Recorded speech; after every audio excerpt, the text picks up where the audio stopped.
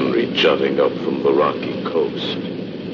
Travelers passing by would squint their eyes and try to make out a light or a movement behind the tangled growth. They'd look at the place and shiver. That's Tammerlane. You know the story. That horrible kidnapping and that terrible murder.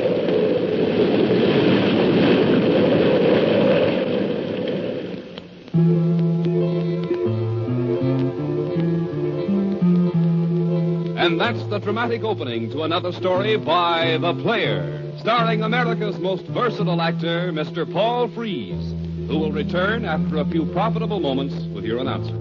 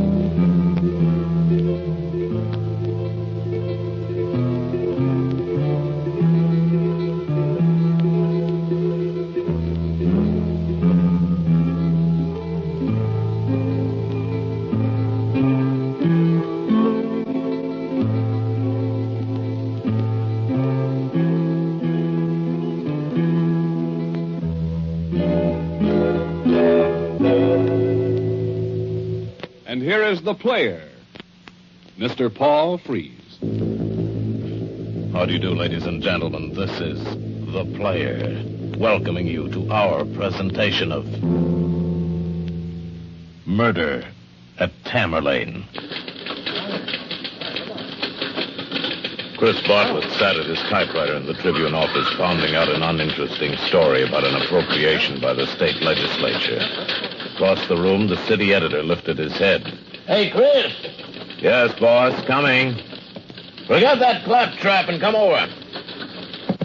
Look, I got a story I want you to work on. I want you to go visit Tammerlane. Tammerlane? Well, you're not frightened, are you? Well, no, but what's the occasion?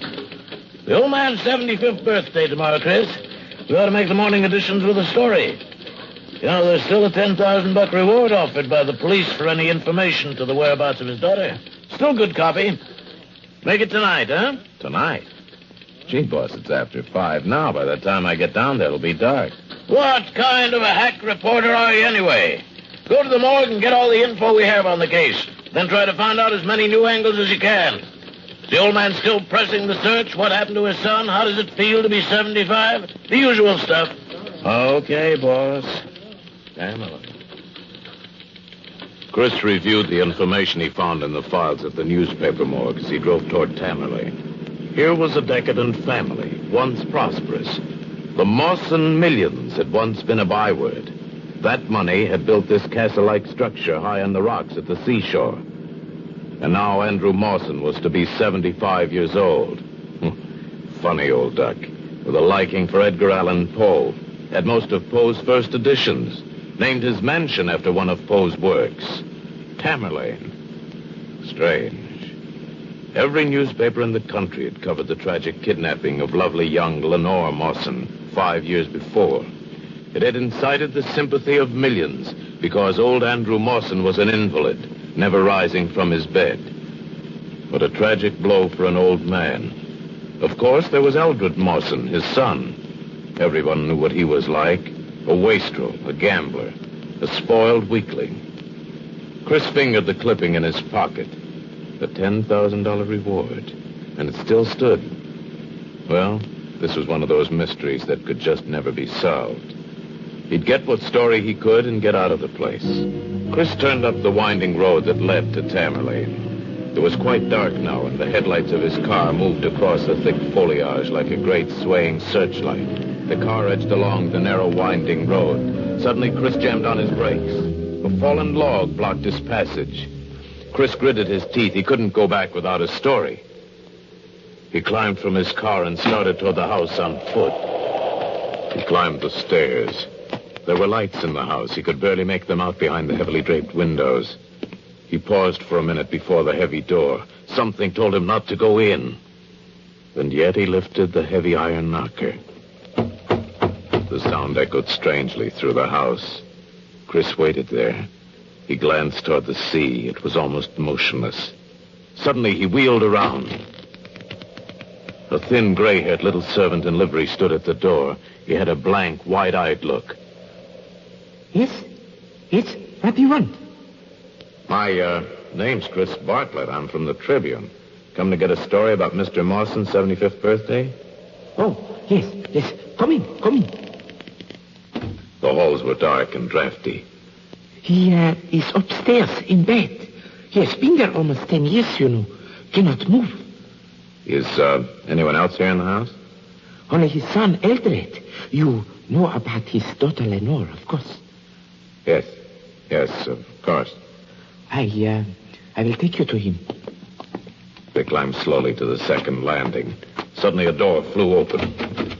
A tall, thin, nervous young man stood framed in the doorway. His eyes were red and his hands shook. What do you want? You're, Eldred Mawson? What about it? My name's Bartlett. I'm from the Tribune. I come to talk to your father. Be careful, because there's murder in this house. There may be one here tonight. Chris followed the servant up to the next landing. Say, what did he mean? Oh, Mr. Eldred is very high-strung. You mustn't mind him. The servant opened the door to a high bed chamber. An old man lay on a huge draped bed, hardly moving. His face was white and wrinkled. Candles at his side trembled fitfully. Mister, here's a newspaperman to talk to you about your birthday. His name is Bartlett. The old man turned his head slowly and smiled. Sit down. It's not often we have visitors at Tammerlane. The servant slid out of the room. Chris took a seat nervously. It wasn't too pleasant being here alone, even with a harmless, bedridden old man.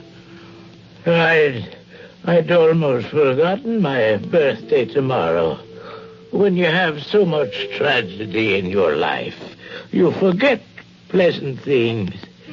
My daughter, the pride and joy of my life, has been taken away. It's the end of my family, like the fall of the House of Usher. The 10,000 reward is still offered by the police? Yes, but it has been so long. She'll never come back to me. Chris asked the old man a few more of the stock birthday questions, then rose quickly, said goodbye, and made his exit. Poor old guy. It was dismal. It wasn't going to be much of a birthday for him. At the ground floor hall, the wide-eyed servant stopped him. Mr. Bartlett, just a minute, please. There's something I have to tell you. Look, I'm rather anxious to get out of here. I got to get the story back to my paper. I have a better story for you than just a birthday. You must listen to me. You must. There hasn't been anyone here for weeks. I found something only recently, and I must tell someone, or I will go crazy. All right, now, just take it easy. Now, what's happened? Follow me, please, and quietly. They mustn't hear. All right. Chris followed the servant down a narrow flight of stairs. Large casks of wine lined the narrow passageway. Where are you taking me? Here. He swung a huge cask out from the wall. The wall had marks as if it had been dug into. Look, she is here. Lenore is here. She was murdered, and she's buried here at Tammerlane. What? You're crazy, man. No, I'm not. Call the police, please. Tell them. What is this, a confession of guilt? No, there is a curse on this house. You must help us. She's in here. Miss Lenore's buried here. And I know who did it. The servant crumbled in a heap on the earthen floor. Chris wheeled around. Standing there in a long nightshirt was the old man. an automatic in his hand. Mr. Mawson, I thought you were confined to your bed. Not when it's convenient to be elsewhere. That fool talks too much. And now you, Mr. Bartlett, you know too much. Put down that gun. You're out of your mind. Am I? You shouldn't have intruded, Mr. Bartlett. Now say your prayers. I'm going to kill you. The old man pitched on his face. Chris turned quickly and saw Eldred Mawson standing trembling in the doorway, a gun hanging loosely in his hand at his side. You killed your own father? Yes, I should have done it long ago. Now, Mr. Newspaperman, do you want the real story of Tammerlane? Yes. Your papers have told of how much he loved her, how tragic he took the loss of Lenore. Well, he killed her. He killed her himself. I've just found out. That madman with the love of Poe, he killed her because she hated him. She wanted to leave here, and he wouldn't let her. So he killed her to keep her here. But now she's free of him. She's free of him, and so am I. Free of him. And free of...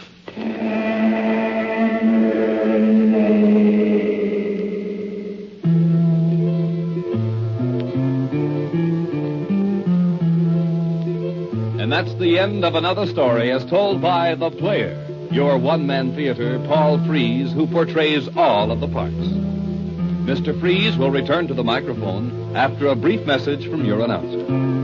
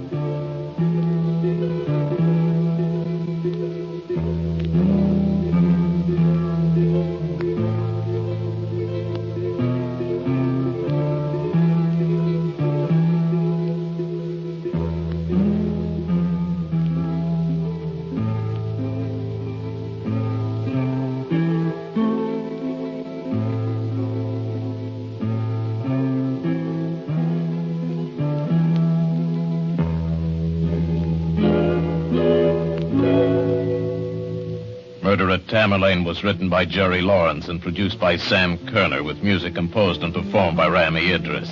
Special effects by Fred Cole. Your announcer was Gary Goodwin. Won't you join us again when we present another exciting story for your entertainment? This is The Player, Paul Frees, saying goodbye until next we meet.